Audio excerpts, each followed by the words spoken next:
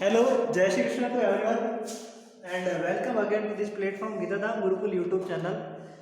आज हम प्रीपोजिशन के अपने फोर्थ क्लास जो है उसको कंप्लीट करने के जा रहे हैं। ठीक है, सो आज हम जो बची कुची हमारी प्रीपोजिशन है उसको जो मैं गिन चुन कर लाया हूँ, जो मोस्ट इम्पोर्टेंट होती है हमारे इस जो अपन सेंटेंस फॉर्मेशन करते हैं इनके अंदर।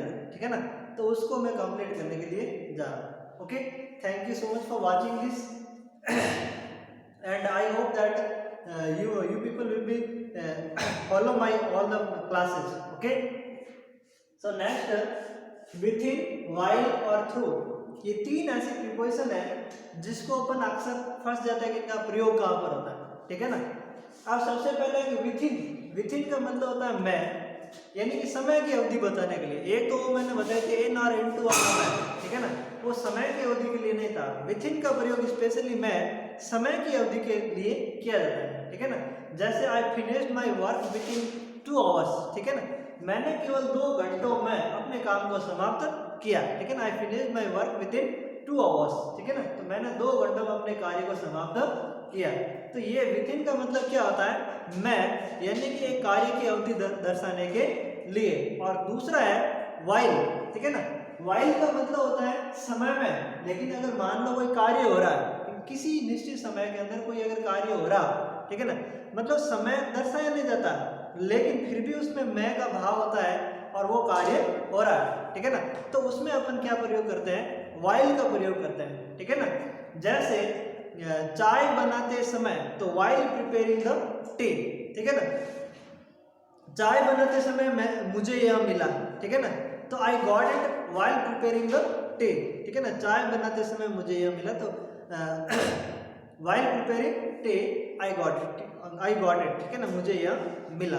तो इस प्रकार से वाइल वाले सेंटेंसेस भी अपन बना सकते हैं। ठीक है ना, याद रखें, वाइल है, थ्रू है, आफ्टर है, बिफोर है, फॉर है, फ्रॉम है। ठीक है ना, इनके बाद में अगर कोई प्रीपोजिशन, इन प्रीपोजिशन के बाद में अगर कोई एमवी आती है ना किसी सेंटेंस के मिडल सेक्शन के अंदर, तब अपन इसके पीछे आने वाले एमवी में क्या लगाते हैं, आईएनजी फॉर्म का प्रयोग अपन इसके पीछे को भी करते हैं। ठीक है ना, सिर्फ एक पार्ट परफेक्ट टेंस को छोड़ करके बाकी सब के अंदर इनका प्रयोग आईएनजी फॉर्म के अंदर अपन लोग करते हैं। ठीक है ना, सो वाइल का आपको आज समझ में आ गया। और एक तीसरा है थ्रू। थ्रू का मतलब भी होता है मैं या फिर से होकर के। ठीक है ना, जैसे I throw a stone through the tree.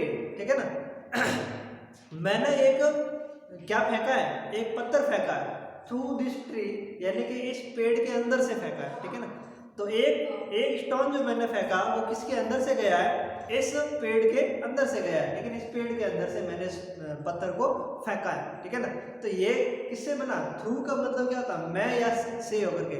जैसे don't pep through this window, इस विंडो से मत झांको। ठीक है, don't pep through this window, इस विंडो से मत झांको।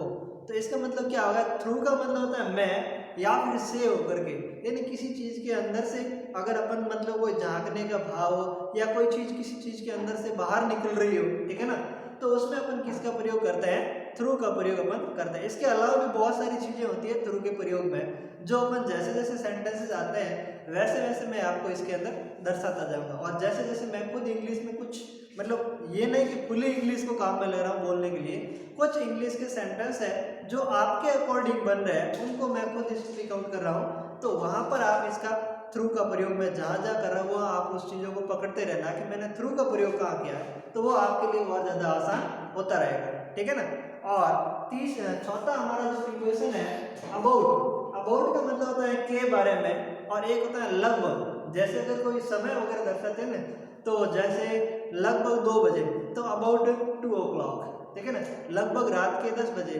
About 10 PM।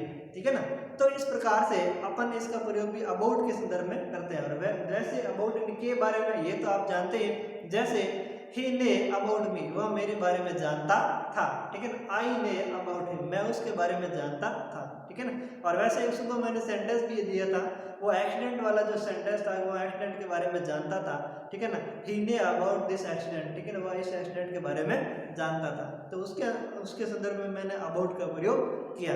Okay, so next I am moving to next time before, इसका मतलब होता है के पहले। एक तो मैंने बिफोर यानी के सामने बताया था, यानी किसी व्यक्ति के सामने, और एक इन फ्रंट ऑफ यानी के सामने, किसी वस्तु या स्थान के सामने, ठीक है ना। अब ये बिफोर यानी एक ऐसी प्रीपोजिशन है जिसका मतलब होता है के पहले, ठीक है ना। बिफोर मीन्स के पहले, ठीक है ना।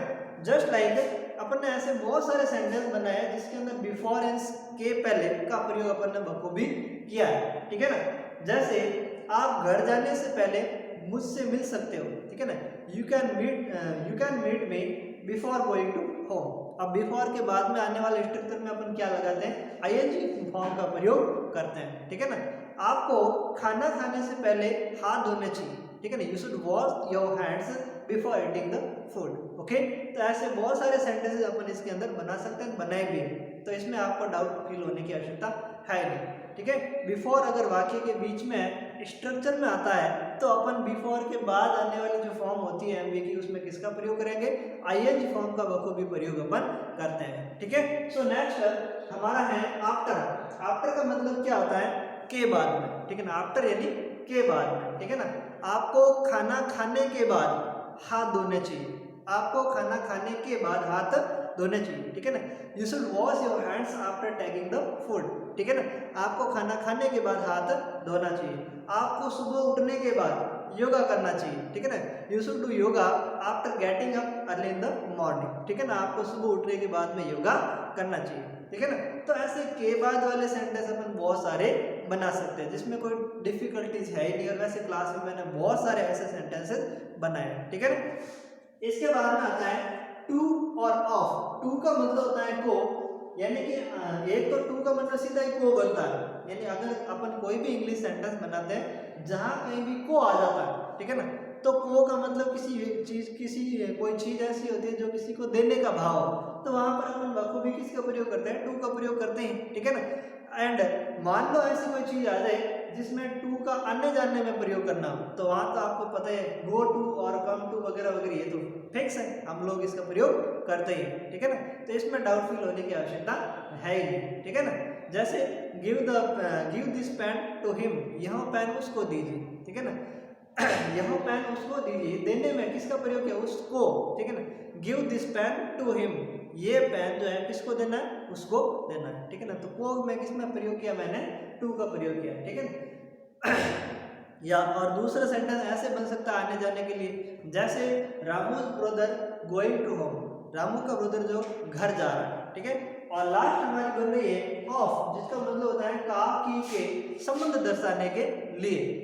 इसमें मान लो जैसे दो नाउन आते हैं, दो नाउन के बीच में अगर मान लो अपन को ऑफ लगाना है, तो हिंदी वाले जो दो नाउन आई है, संज्ञा सूची शब्द आए हैं जिसमें बीच में का की के आया हुआ है, तो याद रखना है अगर अपन ने ऑफ लगाया तो सीधा सा सवाल ये बनेगा कि हम उसको ट्रांसलेट कैसे करें।